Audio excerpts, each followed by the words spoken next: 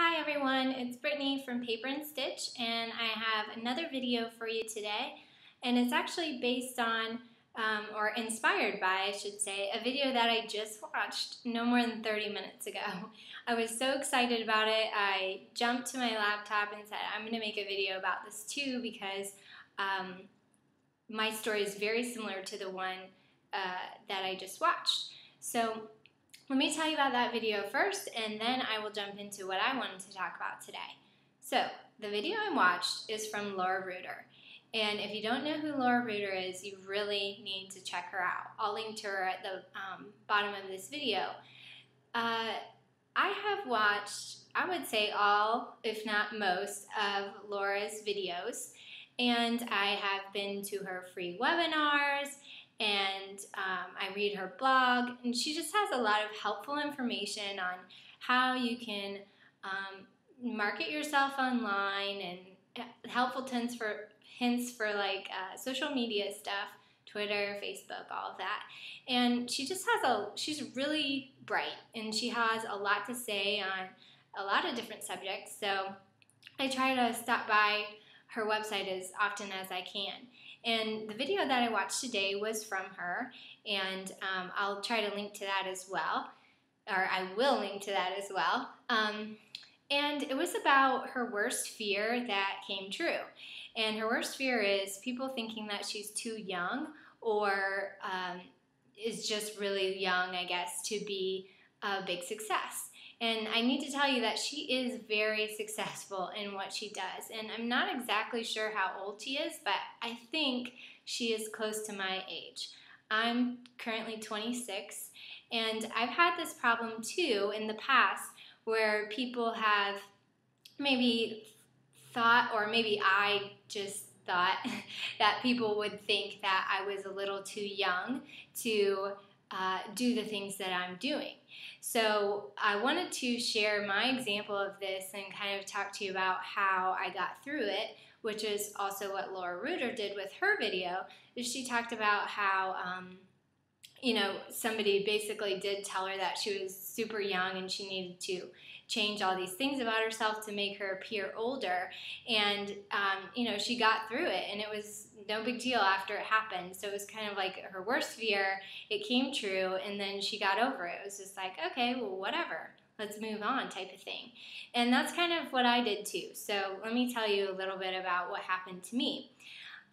When I graduated from college, I was fresh out of school, and one of my professors recommended me for a teaching position, which I was actually really excited about because I was working at a gallery at the time, and I wanted to get into something else, and I kind of was interested in teaching. And so she recommended me for this position. It was as an art teacher for a high school, and I would be the only art teacher there, so I'd be teaching grades 9 through 12, every art subject that they offered. And so I wound up getting the position, and I started in the middle of a school year, which was difficult enough for any teachers out there, you might know. It's hard starting in the middle of the year with students that aren't used to you, and they know their old teacher and those kinds of things. So in addition to starting in the middle of the year, I also looked very similar to how I do now, except even younger.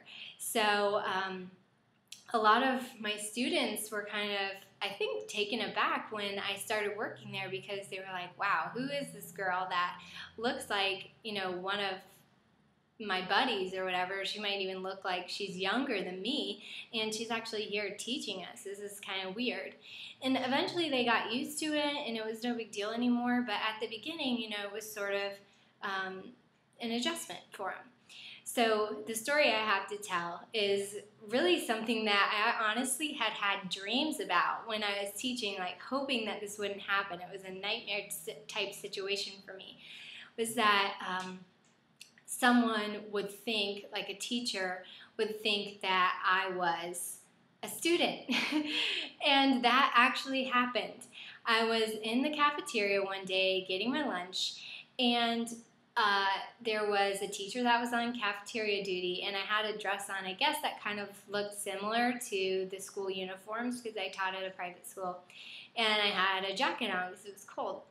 And he tried to actually give me a detention slip for being out of uniform. And I was kind of mortified because obviously I wasn't a student and he obviously didn't know who I was, even though I'd been teaching there for like 2 years at that point. So I had to explain to him, no, I'm actually a teacher here. I've been here for 2 years and I don't have a uniform. This is okay for me to wear and you can't give me a detention.